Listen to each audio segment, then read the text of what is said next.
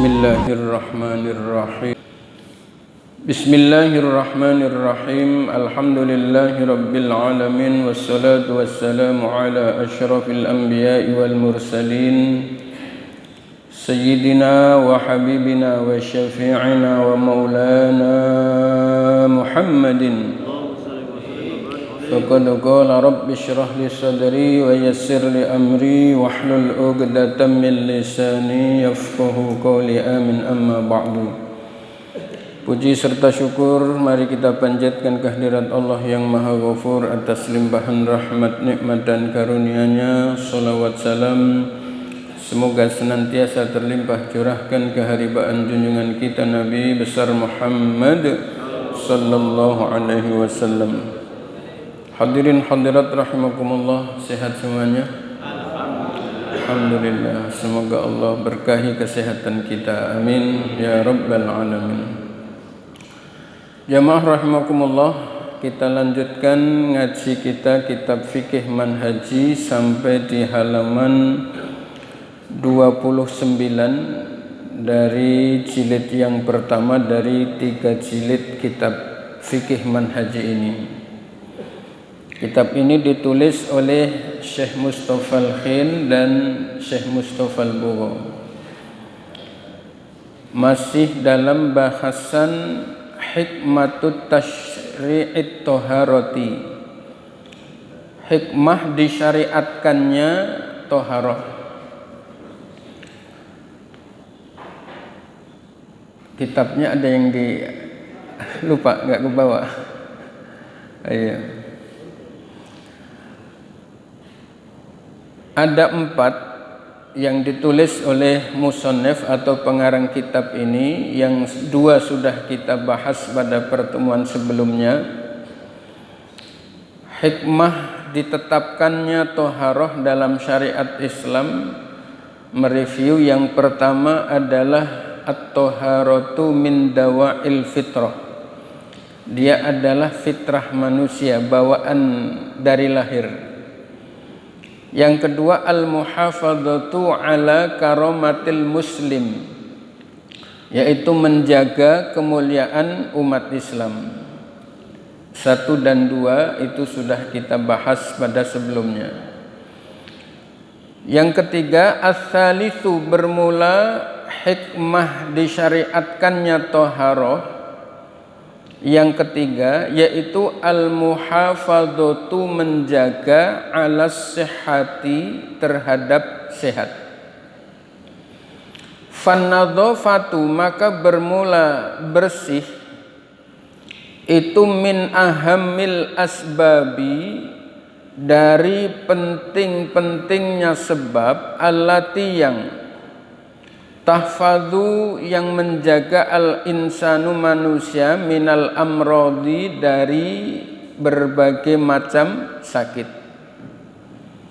Li'annal amrodo, ya, karena sesungguhnya berbagai macam penyakit itu aksaruma, banyak-banyaknya penyakit, tantasyiru, yang tersebar, bainan nasi, di antara umat manusia, itu bisa babil ausakhi, ya, disebabkan oleh tidak bersih, wal akdari, dan kotor. Jamaah rahimakumullah, yang ketiga Islam mensyariatkan toharoh. Ya, tujuan yang ketiga adalah untuk menjaga supaya umat Islam senantiasa sehat. Ya, karena sehat itu min ahammil asbab, adalah modal yang paling penting. Ya, dan dia adalah, ya baik, terima kasih. Dia adalah sebab yang paling penting, atau modal yang paling penting untuk menjaga dari segala macam penyakit. Ya, karena kotor, ya, akhirnya kuman, ya, mengenai tubuh kita, dan dari kuman itu kemudian menjadi penyakit.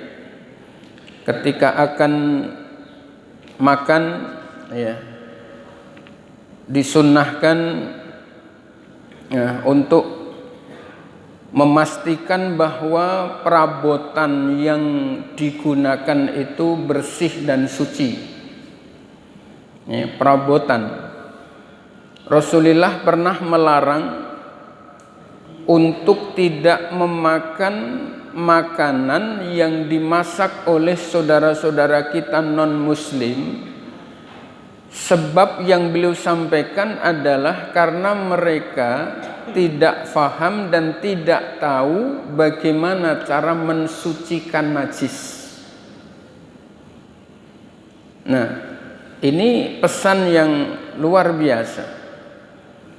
Bersih dan suci, ya, itu ditetapkan oleh syariat, ya, itu kepentingannya diantaranya itu agar umat Islam senantiasa sehat.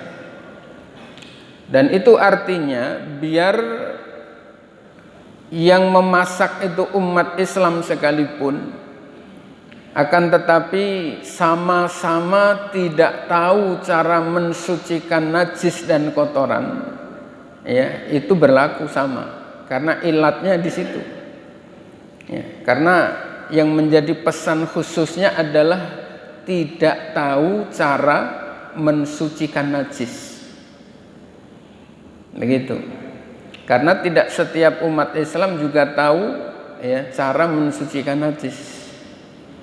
Ya, saya yang beberapa kali pernah sampaikan cara para pedagang, ya, mensucikan wadah itu terkadang, ya, tidak peduli dan tidak mengindikasikan sebagai seorang yang tahu tentang toharoh. Wadah 1 ember, 2 ember, 3 ember, piring-piringnya, mangkoknya di bawah, kemudian dari situ ada najis yang menempel di wadah itu, di pantat piring yang satu, ya, kemudian masuk ke 1 ember yang airnya kurang dari 2 kulah. 2 kulah itu berapa, Pak? 60 cm kubik, ya. Kalau 2 kulah itu 60 cm kubik, kalau 1 mud air itu 10 cm kubik. Ya, 1 mud air itu 10 cm kubik, kalau 2 kulah 60. Air kurang dari 2 kulah kena najis itu tidak harus berubah salah satu dari 3 sifatnya, dia sudah otomatis menjadi mutanajis. Ya, sehingga disucikan dengan air yang mutanajis, air kedua kecampur juga air yang pertama jadi ikut mutanajis, yang ketiga pun sama. Akhirnya ini piring semuanya, mangkok semuanya mutanajis. Luar biasa. Berarti kalau makan di luar, Pak, ya, ini harus perhatikan bagaimana kira-kira cara mereka mensucikan perabotannya. Iya. Dan itu bisa berbahaya. Kita beli dengan uang yang halal, tapi begitu kita makan jadi haram. Iya. Beli kepala kakap, halal nggak, Pak? Uang kita halal. Tapi cara mencuci perabotnya nggak bener. Kita makan jadi haram. Makanya kalau orang-orang warok, orang-orang wirai, ya, itu benar-benar, ya, sangat hati-hati, bahkan, ya, hampir tidak mau makan yang dimasak oleh orang lain karena kehati-hatiannya dari bagaimana mereka cara mensucikan perabotan-perabotan itu. Gitu. Ya, ini begitu luar biasa perhatian Islam terhadap bersih dan suci sehingga ditetapkanlah oleh syariat.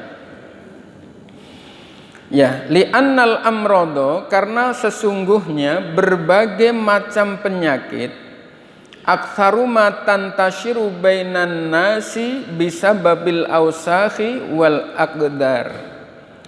Ya, karena berbagai macam penyakit mayoritas itu timbul menular disebabkan berbagai macam kotoran dan tempat yang tidak bersih, tidak higienis. Ya, kita mendapat pelajaran besar 2 tahun lebih ya tentang COVID-19.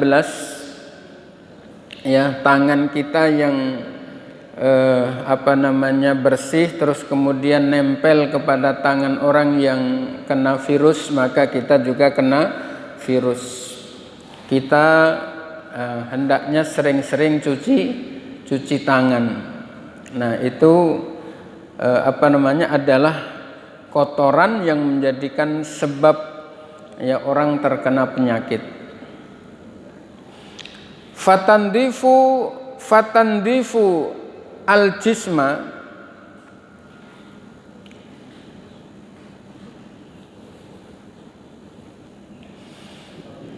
fatandifu al-jisma wa ghuslu al-wajha,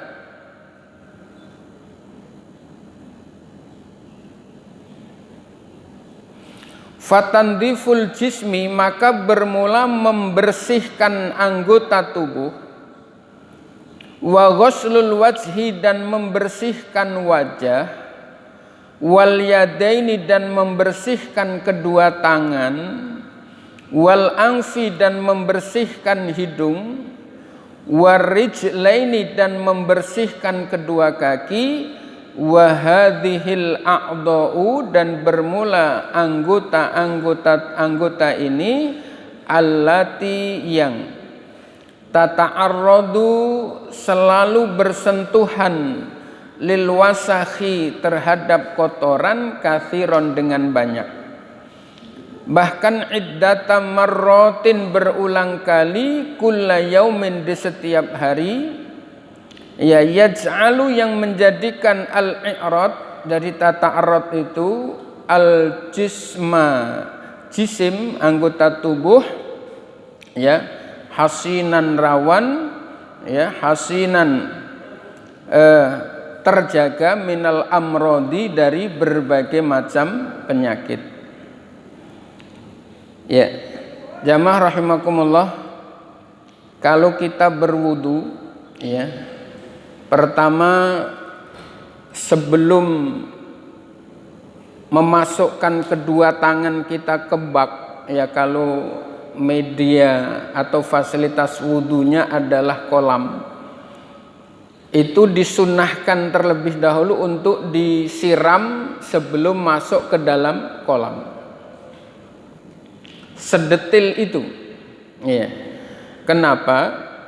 Karena kemungkinan tangan kita itu sudah terkena kotoran atau terkena najis atau terkena bakteri sebelum kita masukkan ke bak, sehingga ketika dicucinya adalah di luar kolam wudu, ya, maka kolam wudu ini tetap steril, tetap bersih, ya, higienis, dan tidak menyebabkan penyakit bersarang di kolam itu, dan itu hukumnya sunnah.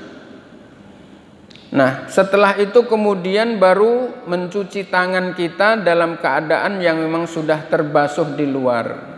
Mencuci tangan, ya, di sini membasuh seluruh anggota tubuh dengan mandi, membasuh wajah, ya, wajah kita pun batasannya jelas. Batasan yang harus dibasuh itu dikasih batasan yang tidak boleh ditawar. Ya, ada pentil kuping kanan, pentil kuping kiri, dari tempat tumbuhnya rambut sampai janggut, dan syarat tidak boleh ada penghalang apapun. Ini kaum wanita, Bu, Pak, ini yang agak rawan. Ya. Kaum wanita itu ketika mengenakan kosmetik, ya, dengan jenis-jenis tertentu, ya, itu bisa menjadikan ya terhalangnya wusulul ma', bisa menjadikan sampainya air ke pori-pori itu terhalang. Ya, dan itu pernah saya sampaikan, tidak cukup dengan dibasuh air wudhu itu saja.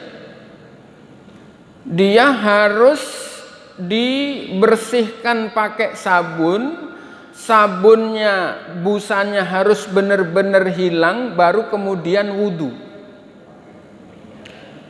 Kalau menggunakan jenis-jenis alat kosmetik yang benar-benar dia menghalangi sampainya air dan dia tidak dibersihkan terlebih dahulu, itu menjadikan wudhunya tidak sah. Itu untuk kaum perempuan. Nah, untuk kaum laki sama, ada titik-titik yang perlu diperhatikan. Biasa ketika selesai mandi pakai minyak rambut, ya, apalagi minyak rambut yang jenisnya seperti, mohon maaf nyebut merek, Tanco. Ya, dia cenderung agak lengket. Ya. Ini yakin air itu tidak bisa tembus ke rambut. Ya. Yang kedua adalah, mohon maaf, ketiak. Ketika kita selesai mandi, kita menggunakan pengaman supaya tidak burket. Apa? Lagi-lagi nyebut merek Rexona misalnya. Iya. Rexona, Pak. Iya. Itu cenderung ya agak lengket. Jadi kemungkinan minyak rambut dan Rexona itu menghalangi sampainya air ke anggota tubuh kita itu sangat besar. Sehingga ya cara mandi besar kita kaum laki-laki, ya mohon perhatikan, kalau memang niatnya semenjak awal, ya basuhan pertama itu sudah langsung nawaitu ghuslal li raf'il hadatsil akbari fardhal lillahi ta'ala, boleh-boleh saja. Tapi nanti ketika menyiram rambut dengan pakai sampo, ya, itu tidak cukup air yang menghilangkan busanya saja. Jadi harus busanya hilang dan nanti ada siraman lagi setelah busanya hilang. Kenapa begitu? Karena air yang terkena busa itu dia tidak berlaku, tidak berfungsi mensucikan anggota tubuh. Kenapa begitu? Karena dia telah berubah, ya, kecampur busa, kecampur zat-zat dari sampo itu sebelum berfungsi mensucikan anggota tubuh kita. Itu makanya termasuk ketiak, ya, ketika bersampo ini langsung ketiak kanan kiri itu dibersihkan, ya, sampai kira-kira bekas Rexona itu, ya, deodoran itu tidak menjadi penghalang sampainya air ke pori-pori di bagian ketiak. Setelah itu disiram bersih, baru guyuran air yang benar-benar sudah tidak tercampur busa itu sebagai air yang mensucikan anggota tubuh kita dari hadas. Atau cara yang kedua, basuh awal ini nggak niat dulu, Pak. Jadi biur tidak niat, ya, dengan concernnya adalah menghilangkan semua yang kemungkinan menghalangi sampainya air tadi, termasuk minyak rambut dan deodoran, ya. Setelah semuanya, bahkan kita langsung sabunan, ya, setelah sabun semuanya bersih baru wudhu. Di situ wudhu terus niat nawaitu ghuslan li raf'il hadatsil akbari fardhon lillahi ta'ala, tapi semuanya harus disiram, yakin pasti, tidak ada yang ketinggalan, langsung selesai, nggak usah sabunan lagi karena sabunannya sudah di awal. Itu relatif lebih aman dibanding cara yang pertama, karena terkadang yang pertama ini begitu biur samponya hilang, sudah dianggap suci, ya tidak menyiram ulang sebagai siraman pencuci dari mandi itu. Nah, ini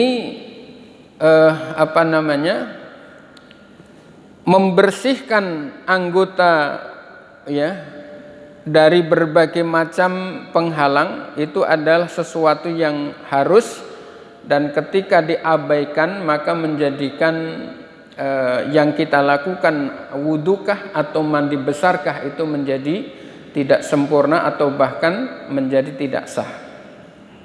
Ya. Wa ghuslul wajhi, membasuh wajah ada batasannya. Wal yadaini, dan membasuh tangan juga ada batasan yang tidak ditawar-tawar. Ya, membasuh kedua tangan ini tidak boleh kurang dari ujung siku. Ya, ujung siku, pentil siku ini. Ya, kalau kurang dari itu ya wudunya ya tidak sah. Disunahkan lebih, dan itu Allah kasih motivasi melalui baginda Nabi, nanti kelak di hari kiamat ya hamba-hamba Allah yang melebihkan dalam membasuh anggota wudu itu akan menjadi bercahaya. Ya. Kemudian wal anfi, membasuh, menghirup air hidung. Ya, istinsyak. Kalau sunnahnya itu dengan menggunakan satu tangan untuk kemur dan sekaligus untuk hidung, dan itu lebih mudah dibandingkan dengan dua tangan. Itu boleh dipraktekkan ya, lebih mudah. Jadi begini, untuk mulut langsung begitu, itu lebih mudah. Dan nanti poin-poin sunnah menggunakan tangan kanan itu nanti di bab wudunya dibahas. Ya. Dan disunnahkan untuk menghirupnya ini dengan sangat. Ya, menghirup.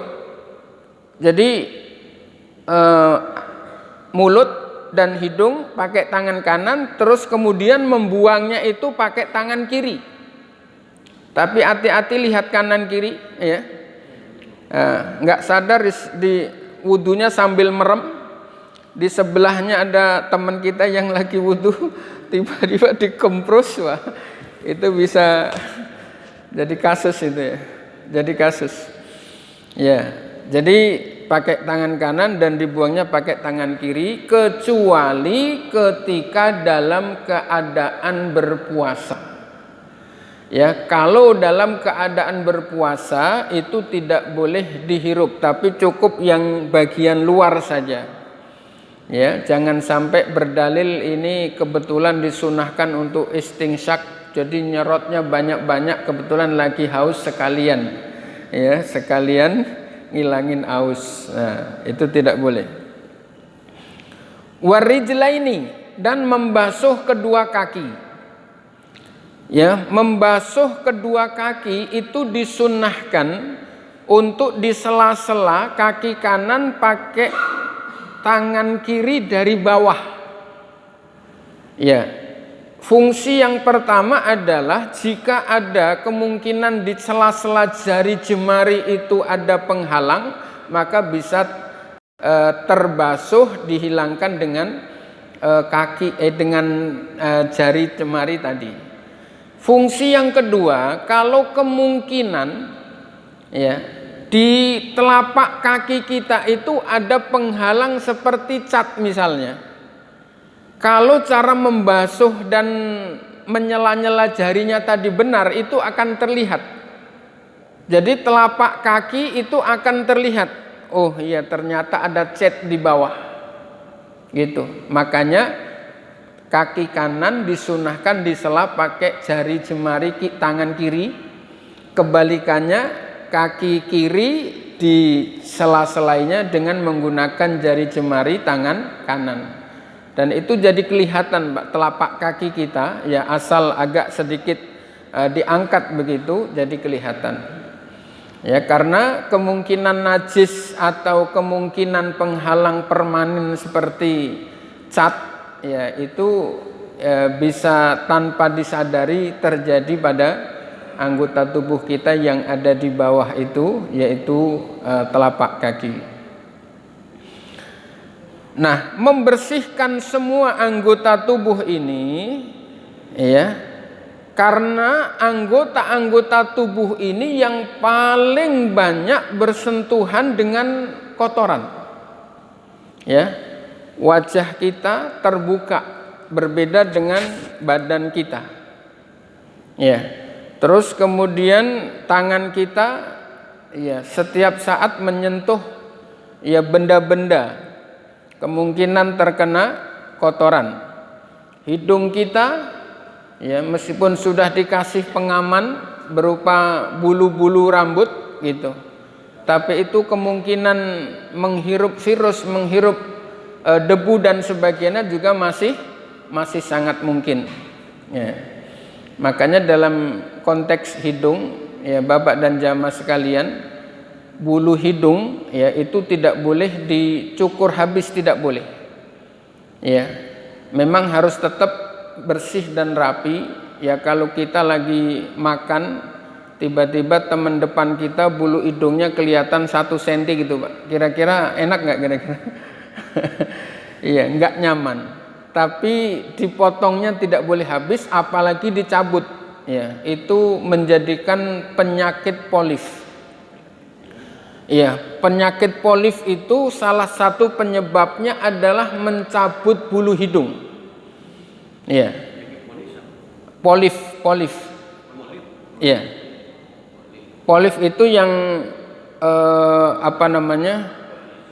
ya menjadikan orang pilek yang berkepanjangan ya, sehingga harus ada tindakan operasi dan sebagainya ya, polif. Dan salah satu cara untuk menghindarkan penyakit polif itu adalah dengan cara istinsyak tadi, menghirup air hidung ketika berwudu dan dengan dihirupnya dengan sangat. Iya, kan sakit, iya. Sakit itu obat. Ya, kayak kita minum obat pahit. Jadi dihirup itu sakit tapi sehat. Dan menjadikan posisi kita ketika sholat itu dalam kondisi yang tidak ngantuk karena sudah biar begitu kena air hirup hidung tadi gitu. Jangan sampai karena ngantuk kemudian sholat subuh 4 rakaat. Nah, gitu. Saking ngantuknya gitu. Atau habis takbiratul ihram baca doa kunut gitu. Allahumma hdini, padahal baru takbiratul ihram. Ya, berarti harus baca apa kemarin, Pak? Sujud sahwi ya. Masih ingat 4 hal yang menjadikan sebab orang harus sujud sahwi ya. Salah satunya salah tempat. Ya, baru takbiratul ihram baca tahiyat. At-tahiyatul mubarakatus sholawatut thayyibatulillah. Maka nanti sebelum salam disunnahkan sujud sahwi. Ya. Allati tata'arradu lil wasakhi katsiran iddata marratin, bahkan ya anggota-anggota tubuh tadi di setiap harinya itu bersentuhan ya terhadap kotoran dalam jumlah yang banyak. Ketika itu dibasuh hasinan minal amrod, akan bisa terhindar dari berbagai macam penyakit. Ar-rabi'u, bermula hikmah ditetapkannya atau disyariatkannya toharoh yang keempat, yaitu al-wukufu, berdiri baina yadayillahi, di hadapan Allah subhanahu wa ta'ala, tohiron dalam keadaan suci, nadifan dalam keadaan bersih.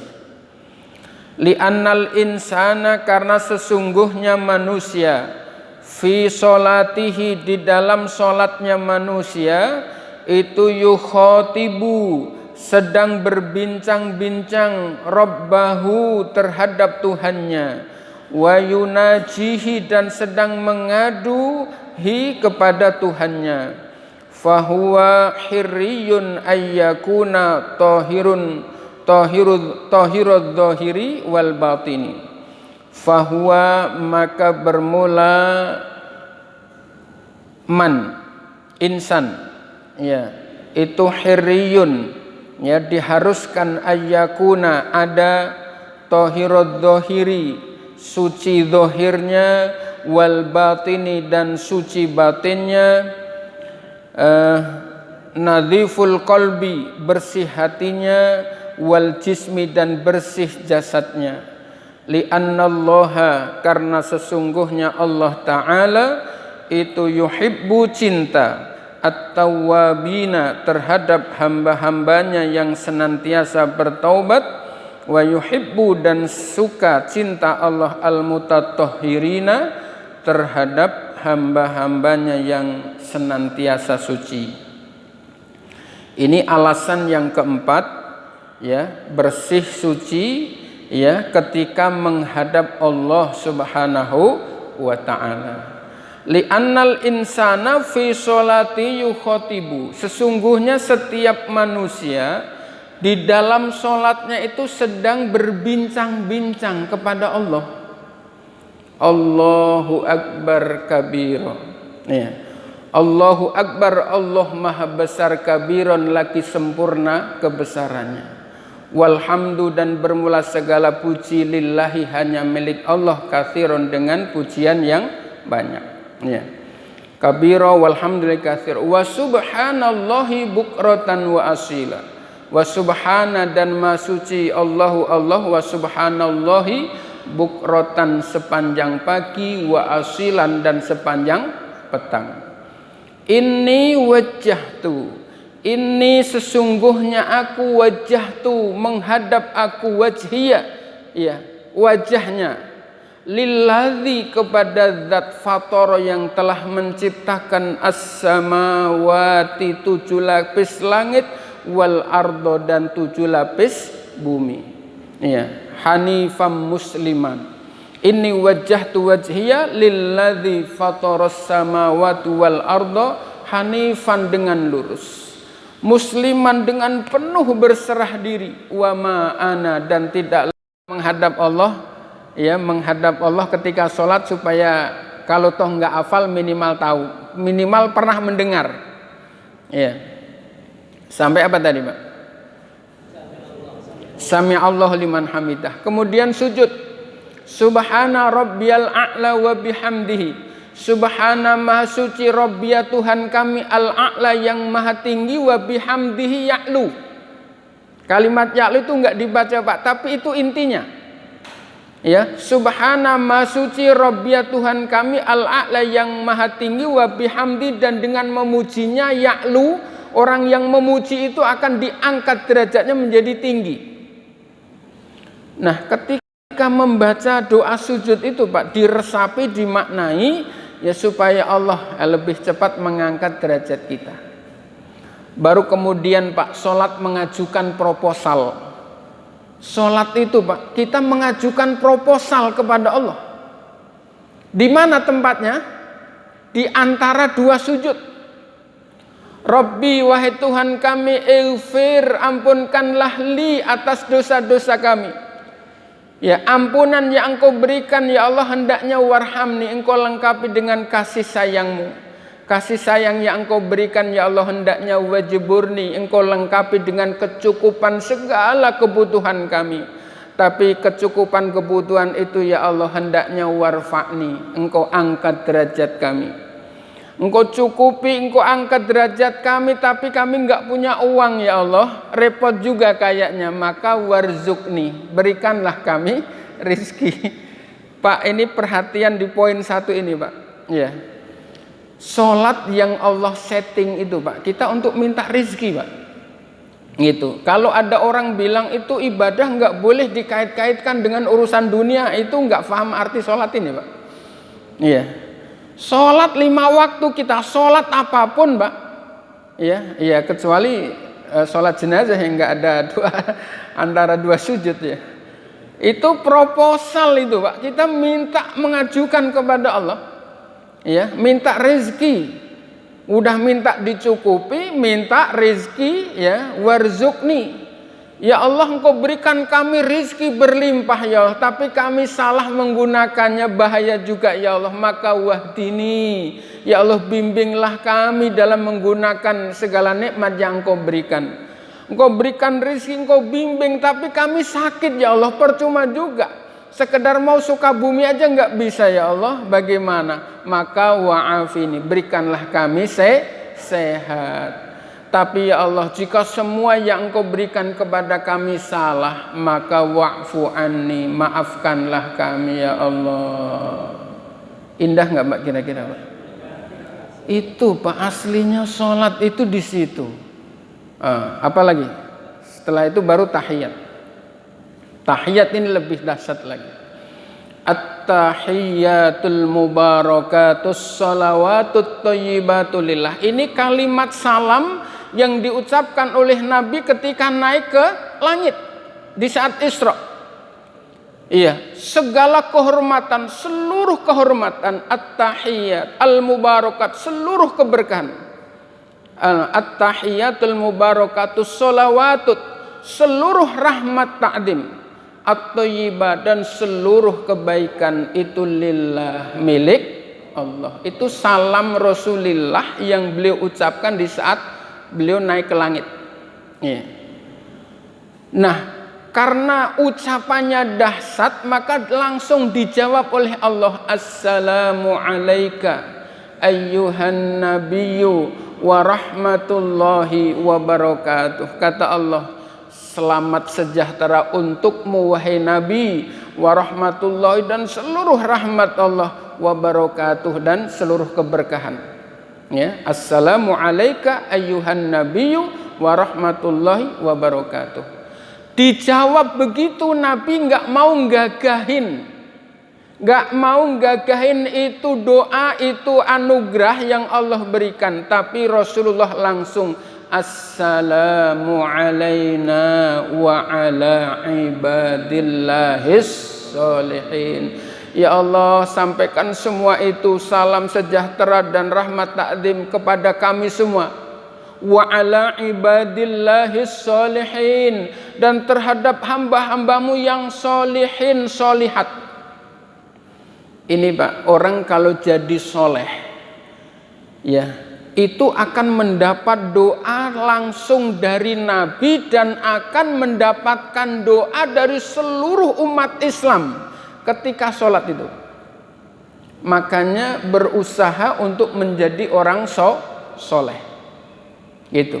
Kalau kita tidak soleh, doa umat Islam ini nggak nyambung ke kita, nggak connect. Apa itu soleh? Soleh adalah orang yang selalu berburu dan berbagi kebaikan. Apa Pak? Soleh itu adalah orang yang selalu berburu dan berbagi kebaikan. Jadi nggak sulit-sulit. Pokoknya itu kriterianya. Ya. Orang yang selalu berburu dan berbagi kebaikan, dia adalah orang soleh. Tidak hanya urusan ukhrawi, tapi urusan duniawi. Nah, kalau sudah berhasil menjadi orang soleh, itu doa seluruh manusia sejagat ini nyambung ke kita Pak. Berapa miliar umat Islam ini sholat, maka doa itu nyambung ke kita. Ya, makanya berusahalah kita untuk menjadi orang yang soleh. Wa ala ibadillahis sholihin.